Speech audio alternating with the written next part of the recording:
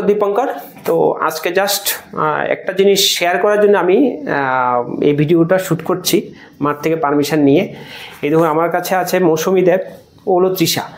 ও actually blood ক্যান্সারের patient.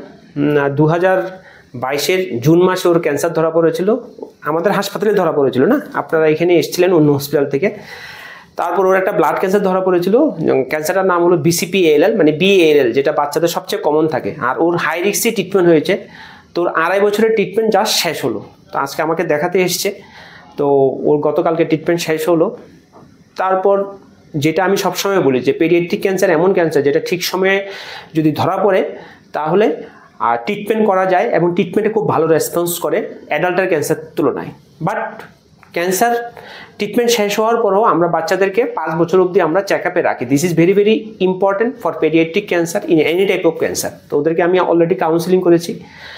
তারপর ওর মাঝে অনেক কমপ্লিকেশনও হয়েছিল যখন ফার্স্ট 6 মান্থ যখন ইন্টেনসিভ সাইকেল অফ কেমোথেরাপি চলছিল। 2 নম্বর প্রোটোকলে আমি যদি ভুল না করি না, ওর একটা প্যানক্রিয়াটিস হয়েছিল না, পেটে একটা সমস্যা হয়েছিল, একদম লাইফ থ্রেটেনিং কন্ডিশন ছিল। আমিও ভাবিনি যে আর মৌসুমী বাঁচবে, ঠিক না? হ্যাঁ, ওনারা ধরে নিয়েছেন হয়তো মৌসুমী বাঁচবে না। তো অনেক সময় মিরাক্কেল হয়, যাই হোক সব কিছু ভগবানের উপর। তো ওখান থেকে ও ফিরে এসছে। তো আমার দেখে খুব ভালো লাগছে যে আজকে ও এই জায়গাতে আছে। এবং সবচেয়ে বড় কথা হলো ও এবার মাধ্যমিক দিয়েছে, ক্লাস 11-এ উঠবে আর কিছুদিন পরে, ঠিক আছে? তো এই একটা অ্যাওয়ারনেস ভিডিওটার জন্যই, কারণ আমি এই ভিডিওটা করছি কারণ পেডিয়াট্রিক ক্যান্সার মোস্টলি ট্রিটেবল এবং কিউরেবল, কিন্তু সেই ক্ষেত্রে আমাদেরকে ঠিক সময়ে ধরা পড়তে হবে এবং ঠিকভাবে ট্রিটমেন্ট করতে হবে সঠিক জায়গায় সঠিক পদ্ধতিতে। তো ওরা প্রথম থেকেই আমাদের এই রিজনাল ক্যান্সার সেন্টার, যেটা Atal Bihari Vajpayee regional cancer centre, government of Tripura আগরতলাতেই আমার আন্ডারে চিকিৎসা হয়েছিল। তো এটা মোটিভেট করার জন্য আমি সবসময় চেষ্টা করি যাদের ক্যান্সারের ট্রিটমেন্ট শেষ হয়ে যায় ওদের জন্য কিছু একটা করা। তো তার জন্য আমি একটা কেক এনেছি ওর জন্য। তো ভগবান ওকে ভালো রাখুক। তো আমি চাই ও যাতে ভালো পড়াশোনা করে আর ও এগিয়ে যায়, নিজের পায়ে দাঁড়ায়। তো যাতে একজন সবাইকে বলতে পারে সে ইজ এ ক্যান্সার ওয়ারিয়র। তো সবাই আপনারা আশীর্বাদ করবেন ওর জন্য। আর ও পাশেই দেখছেন, ওর নাম হলো তৃষা। ওর অ্যাকচুয়ালি ব্লাড ক্যান্সারের, ওর অনগোয়িং ট্রিটমেন্ট, ওর ট্রিটমেন্ট আরও বাকি আছে, আরও 4-5 মাস বাকি আছে। তো মোটামুটি 3-4 মাসের গ্যাপেই দুজনের ক্যান্সার, 1.5-2 মাসের গ্যাপেই দুজনের ক্যান্সার ধরা পড়েছিল। তো ওরা দে আর ভেরি ক্লোজ। তো ও বলছে যে তৃষাকে ছাড়া নাকি ভিডিও করবে না, তো ওকে এই জন্য ডেকে আনলাম। ঠিক আছে, বুঝতে পেরেছিস? হ্যাঁ, ওকে। তো ও মেনটেনেন্স সাইকেলে আছে, আর কিছুদিন পর ওর ট্রিটমেন্ট শেষ হবে। মৌসুমীর মা কিছু কি বলবেন এখানে? আপনি কিভাবে ওকে নিয়ে এসছেন? বা প্রথম আমি যদি ভুল না করি, আমার এখনও মনে আছে আপনারা এখানে মনে এসছেন ঠিক বিকালবেলায় IGM হসপিটাল থেকে, ঠিক আছে? তো আপনারা খুব কান্নাকাটি করেছিলেন এখানে, আমার এখনও মনে আছে। তো এটা স্বাভাবিক, একটা বাচ্চার একটা ক্যান্সার, একটা কেউ যদি বলে যে সাসপেক্ট, এটা মানে পরিবারের সবার কাছেই একটা মানে কি বলবো, বিনা ভেঙে বজ্রপাতের মতন আকাশ ভেঙে পড়ে। তো সেখান থেকে এই সাহস যুগিয়ে আপনারা অনেক কষ্ট করে ওকে ট্রিটমেন্ট করিয়েছেন আমার অ্যাডভাইসে। এবং আমি এটা বলবো যে আপনারাই একমাত্র পেশেন্ট যে সবসময় আমার কথা সবসময় শুনেন। আপনাদের কথা অনেক পেশেন্টকেও আমি বলি, মানে যেরকম আমি বলতাম ওরা সবসময় আমার অ্যাডভাইস মেনে চেষ্টা করতো, সবসময় করেছে। তো যাই হোক, তো আপনার কিছু অভিজ্ঞতা শেয়ার করবেন? ওই যে একটা খুব খারাপ জায়গা থেকে আজকে এই জায়গাতে এসছেন। না, মৌসুমীর মাকে বলছি, যাই আপনি আপনার ভাষাতে বলুন, নো প্রবলেম।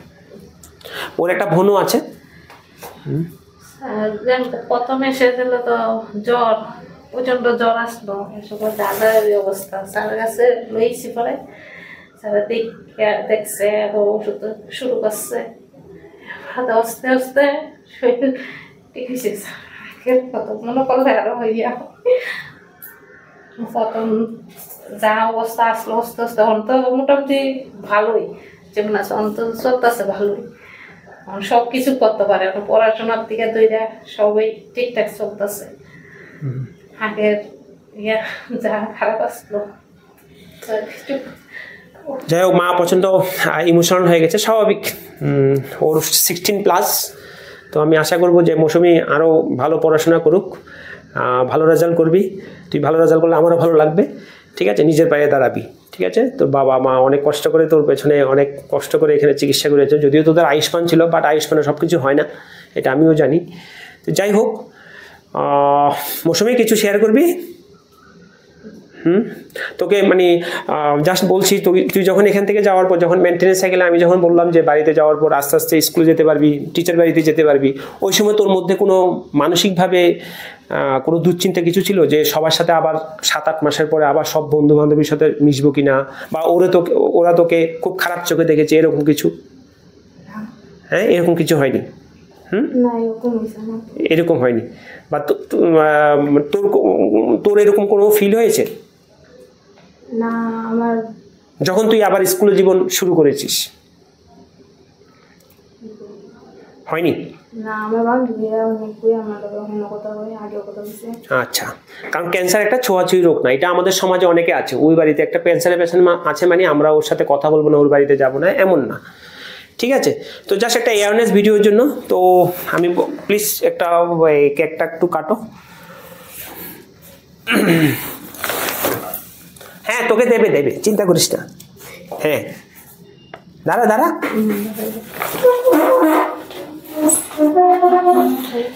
ঠিকভাবে কাট। ও খুব মুডি, ঠিক আছে? অ্যাডোলেসেন্ট তো একটু মুডি থাকে, স্বাভাবিক, এটা আমিও জানি। হ্যাঁ, আমি দিই নাকি? ঠিক আছে, নে। হ্যাঁ, না আমি না, ঠিক আছে, নে, তোকে পরে আমরা দেবো কেটে। হ্যাঁ, তুইও ভালো থাকলে এইভাবে হলে তোরও একদিন আসবে এরকম, ঠিক আছে? আমি সবার জন্যই করি এটা, ঠিক আছে, যতটুকু পারি। আর ঠিক আছে, একটা ছোট একটা গিফট এনেছি, জানি না হবে কিনা তোর সাইজ, একটু কষ্ট করে পরে নিবি। হ্যাঁ, ঠিক আছে, ওকে, ভালো থাকবি, ঠিক আছে? সবাই ওর জন্য একটু প্রার্থনা করবেন, ঠিক আছে? একটু বাই বাই তো বল। She is very much moody, bye bye বল। আরে এইভাবে বাই বাই বল। Okay, bye bye. ও ভালো থাকবে, স্বাগত থাকুক, সুস্থ থাকুক, হ্যাঁ, ভালো করে পড়াশোনা করুক, এটাই প্রার্থনা ভগবানের কাছে, ঠিক আছে? ওকে।